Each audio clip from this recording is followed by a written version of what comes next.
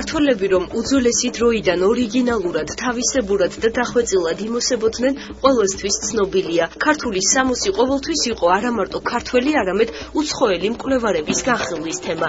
ერთ-ერთი პირველი, ვინც ჩვენს დროში ქართული ტრადიციული სამოსის პოპულარიზაციას მიჰყო ხელი, მაღაზია სამოსელი პირველია. მან დაამკვიდრა ტრადიციული ქართული ტანსაცმლის ყოველდღიურობაში გამოყენებაც.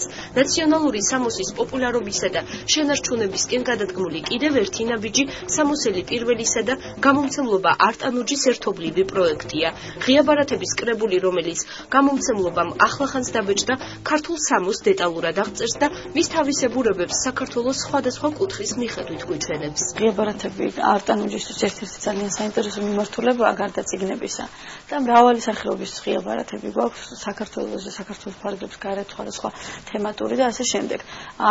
და რა თქმა უნდა არის ეს ყოველთვის ტრადიციებთან დაკავშირებული, რათა საინტერესო იყოს ქართველებისთვისაც და ტურისტებისთვისაც, არაქართველი ადამიანებისთვის და ამ მხრივ ქართული სამოსი ზოგადად ტრადიციულია, ლამაზია, შინაარსობრივადაც დატვირთულია, გადავწყვიტეთ რომ გაგვეკეთებინა ესეთი ღია ბარათების კრებული და სამოსში ბუნებრივია არსებობს სამოსელი პირველი, ხო, ესეთი ბრენდი უკვე, რომელიც ძალიან პოპულარული გახდა, გადავწყვიტეთ მათთან თანამშრომლობა. ჩოხა ახლა ყველას ყოველთვის ეცხრა, მაგრამ ქალების როგორც ასეთი ჩვეულებრივად არავინ არ ხმარობდა. სამოსელი პირველის დამსახურებაც ეს არის, რომ ქალების სამოსი შემოიტანა ყოველდღიურ ხმარებაში.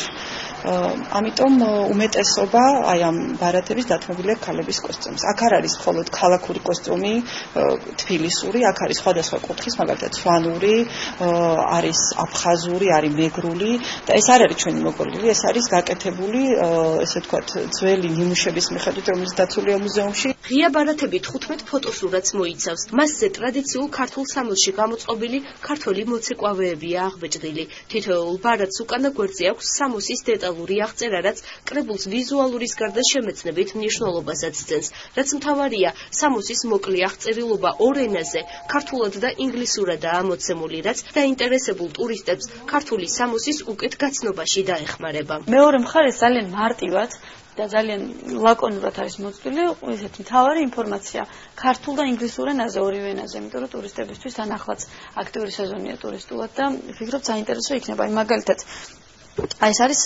სვანური კაბა, ხო? ქალბატონის სვანური კაბა.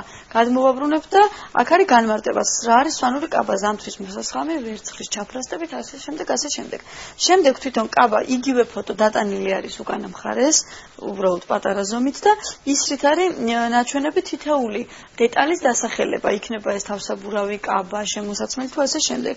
მაგალითად, აი ჩაფრასტი რა არის და აქვე განმარტება ჩაფრასტი, ქალის შესაკერავი სამკაული, რომელიც მიმაგრებული და ასე შემდეგ. ეს არ არის მხოლოდ ვიზუალურად სასიამოვნო ღია ბარათი, მას უკანა აქვს, ასე ვთქვათ, განმარტებები თან დართული, რომელშიც არის განმარტებული ბევრი ისეთი ტერმინი, ბევრი ისეთი დეტალი სამოსის, რომელიც ბევრმა არ იცის. და ამით არის საინტერესო. არ არის მხოლოდ ქართული უცხოურ სეგმენტზე, ქართველებიც ძალიან დიდი სიამოვნებით დაინტერესდებიან ამით და ძალიან ისეთ ბევრი ტერმინია, რომელიც არ არის ჩვენთვის ფართო მასებისთვის ცნობილი. ქართული სამოსის პოპულარობას მრავალი მიზეზი განაპირობებდა. მკვლევართა აზრით, სხეულის ხელოვნური საფარის, ტანსაცმლის ფორმებს ეთნიკური ნორმები და ეკოლოგიური პირობები, სამეურნეო მდგომარეობა და ხალხთა შორის კულტურულ-ისტორიული კავშირი განსაზღვრავს. ქართული სამოსი განსხვავებულია კუთხეების მიხედვით. საქართველოს მთიანი რეგიონების სამოსი მკვეთრად განსხვავდებოდა თუნდაც მაგალითად კახური სამოსისგან. ქართულ სამოსთან დაკავშირებულ ყველა მნიშვნელოვან დეტალს ეს მომცრო ზომის ღია ბარათების კრებული კარგად აღწერს. დაინტერესებულ ადამიანს მისი შეძენა წიგნისა და სუვენირების მაღაზიებში შეეძლება.